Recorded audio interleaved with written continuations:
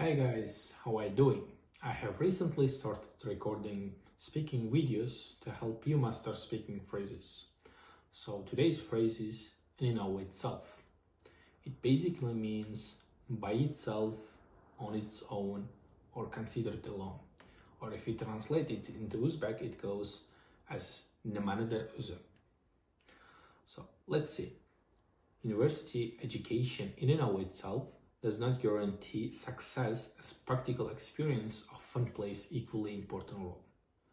It means university education by itself does not guarantee success, as practical experience often plays equally important role.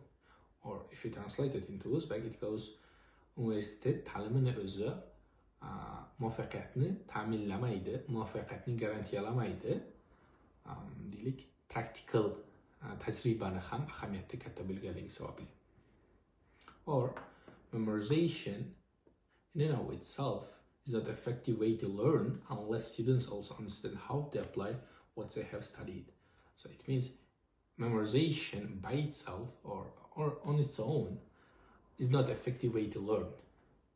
Students also need to understand how to apply what they have learned.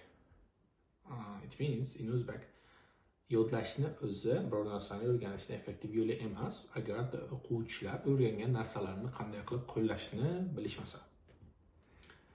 Or technology in and of itself is not harmful, but the way people use it can have negative consequences.